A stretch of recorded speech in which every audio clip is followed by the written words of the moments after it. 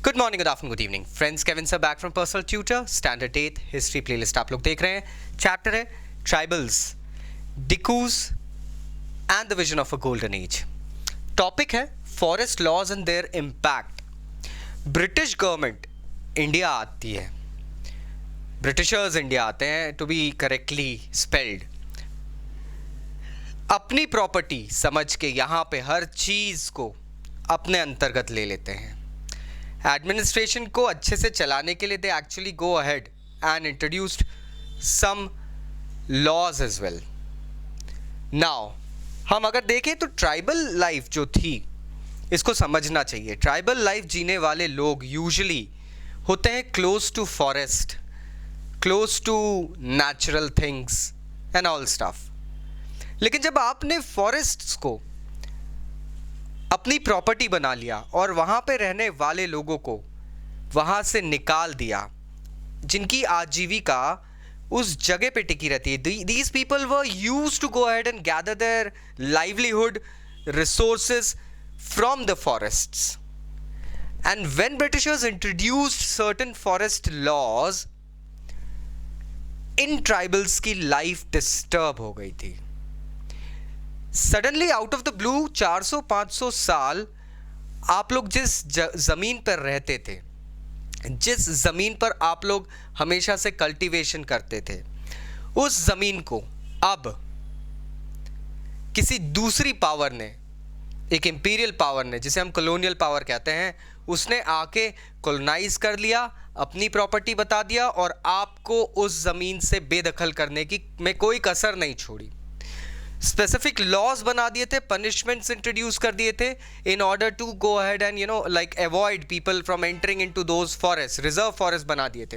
Britishers ने यही करा था, इन्होंने फॉरेस्ट को ब्रिटिश प्रॉपर्टी बना दिया था और इन फॉरेस्ट को रिजर्व फॉरेस्ट कहा था।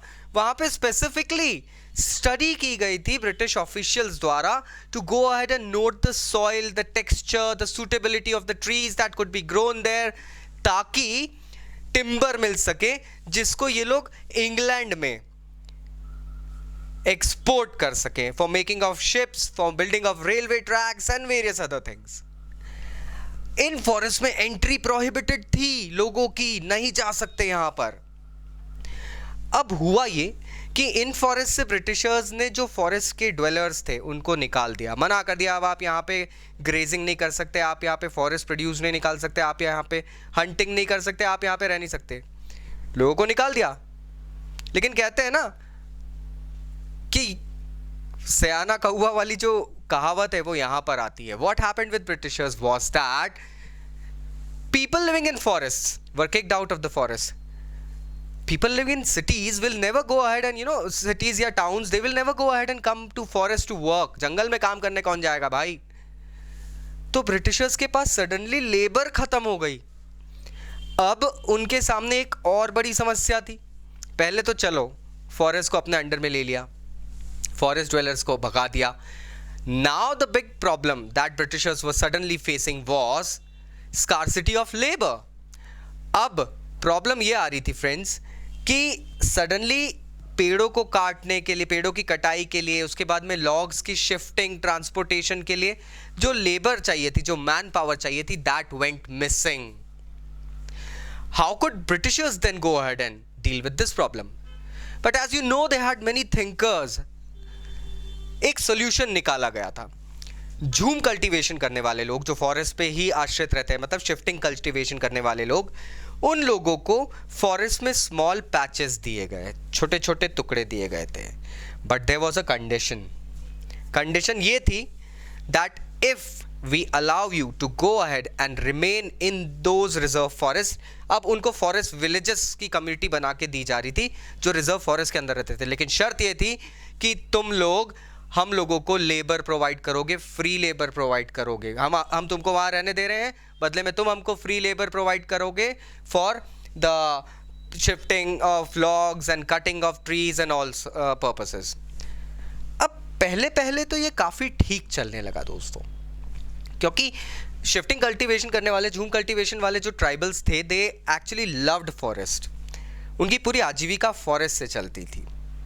धीरे धीरे when they saw the atrocities that Britishers were doing, इस बारे में आप 8th के बाद में 9th 10th स्टैंडर्ड में इसको और डेप्थ में समझेंगे दोस्तों, कि ब्रिटिश ऑफिशियल्स स्टार्टेड मिसट्रीटिंग देम। इन झूम कल्टीवेटर्स को ब्रिटिश ऑफिशियल्स ने डिसरिगार्ड के साथ में और एक्सप्लॉइट करना शुरू कर दिया। तो रिएक्शंस आने लगे थे।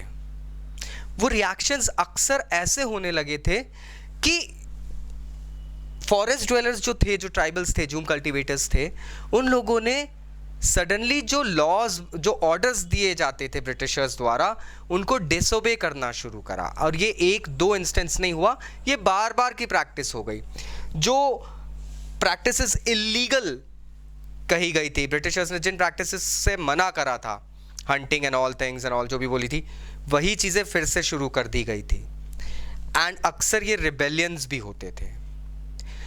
ब्रिटिशर्स की अब नाक में दम होना शुरू हो चुका था। कुछ फेमस रिबेलियंस की अगर मैं बात करूं तो दैट इज 1906 में असम का सोनग्राम संगमा का रिबेलियन इज क्वाइट नोटेबल।